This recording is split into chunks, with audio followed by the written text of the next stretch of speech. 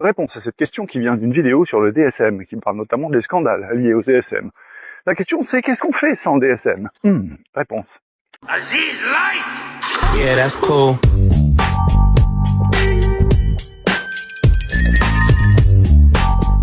Numéro 1, le DSM, en fait, on s'en bat les reins. Le psychologue clinicien, il n'est pas là pour estampiller les gens avec des étiquettes, il est là pour donner des soins. Numéro 2, c'est pas la pathologie qui définit le patient, ce sont les patients qui définissent les pathologies.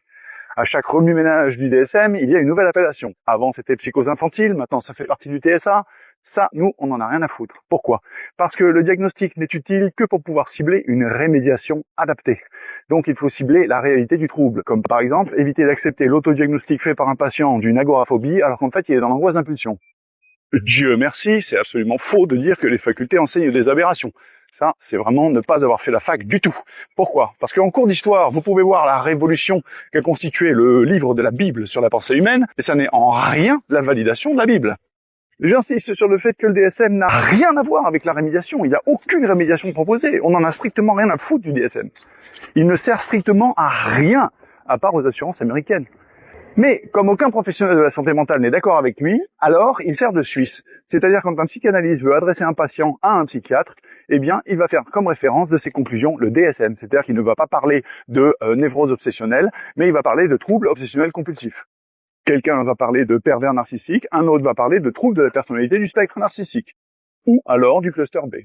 Enfin, pour préciser, d'abord, les cliniciens que nous sommes, nous voyons la réalité terrain des troubles au fur et à mesure que notre patientèle nous les apprend.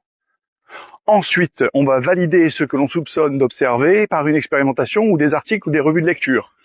Enfin, lorsque ces revues de lecture deviennent statistiquement signifiantes, elles sont incorporées dans les manuels de diagnostic.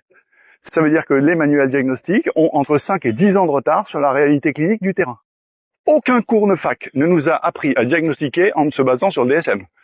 Tous les cours de fac se basent sur le patient. C'est le patient qui va définir de quoi il souffre, pas le DSM. Aziz appelle Mokhtar. Aziz appelle Mokhtar. Tu m'as bien reçu, Mokhtar? C'est clair, là? Surtout si t'as des questions, tu n'hésites pas. Je suis en live tous les soirs de la semaine de 20h à 22h du lundi au vendredi autant que faire se peut pour essayer de répondre au plus grand nombre de vos questions. À bientôt. D'ailleurs, maintenant que j'y pense, en tant que psy, je sais tout ça? Non, pas du tout. Parce que c'est pas en tant que psy que tu peux connaître les déboires du DSM-5. Ou alors, c'est qu'ils sont enseignés en fac. Et s'ils sont enseignés en fac, c'est qu'elle dit pas des aberrations.